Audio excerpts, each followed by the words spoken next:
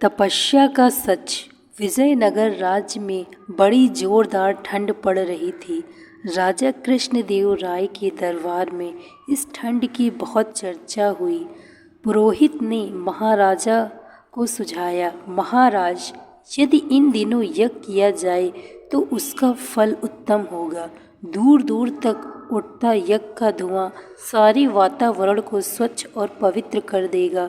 दरबारियों ने एक स्वर में कहा, बहुत उत्तम सुझाव है पुरोहित जी का। महाराज को यह सुझाव अवश्य पसंद आया होगा। दरबारियों ने एक स्वर में कहा, बहुत उत्तम सुझाव है पुरोहित जी का।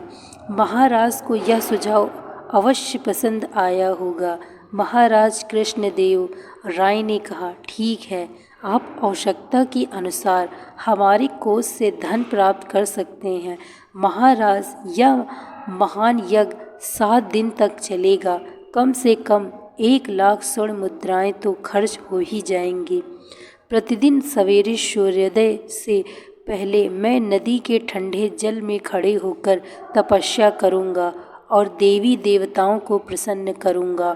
और अगले ही दिन से यज्ञ शुरू हो गया। इस यज्ञ में दूर दूर से हजारों लोग आते और ढेरों प्रसाद बंटता है। पुरोहित जी यज्ञ से पहले सुबह सवेरे कड़कड़ाती ठंड में नदी के ठंडे जल में खड़े होकर तपस्या करते, देवी देवताओं को प्रसन्न करते। लोग यह सब देखते और आश्चर्यचकित होते।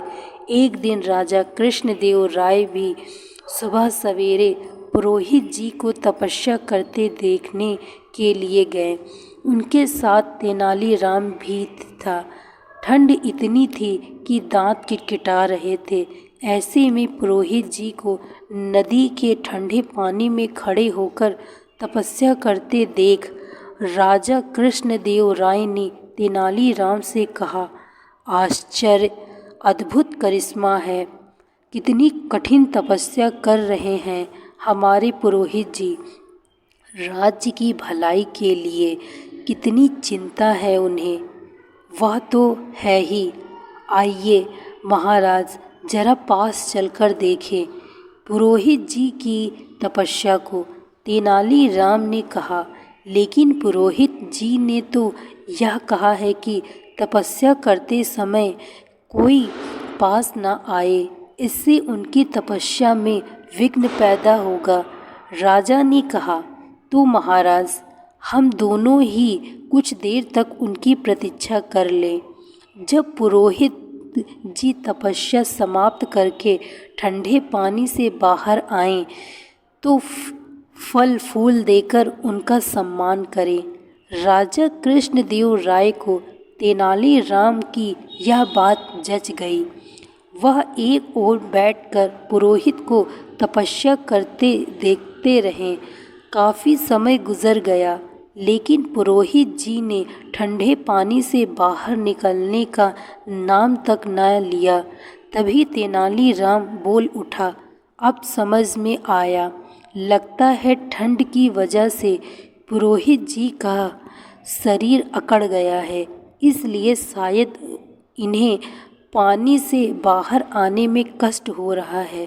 मैं इनकी सहायता करता हूँ। तेनालीराम नदी की ओर गया और पुरोहित जी का हाथ पकड़कर उन्हें बाहर खींच लाया। पुरोहित जी के पानी से बाहर आते ही राजा हैरान रह गए। उनकी समझ में कुछ नहीं आ रहा था। वे बोले, अरे, पुरोहित जी की तपस्या का चमत्कार तो देखो। इनकी कमर के नीचे का सारा शरीर नीला हो गया। तेनालीराम हंसकर बोला, यह कोई चमत्कार नहीं है महाराज, यह देखिए। सर्दी से बचाव के लिए पुरोहित जी ने धोती के नीचे नीले रंग का जलरोधक पैजामा पहन रखा है। राजा कृष्णदेव राय हंस पड़े और तेनालीराम को साथ लेकर अपने महल की ओर चल दिए। पुरोहित दोनों को जाते हुए देखता रहा। दोस्तों, मैं आशा करती हूँ आपको यह कहानी अच्छी लगी होगी। यदि कहानी अच्छी लगी हो तो वीडियो को लाइक तथा चैनल को सब्सक्राइब अवश्य करें।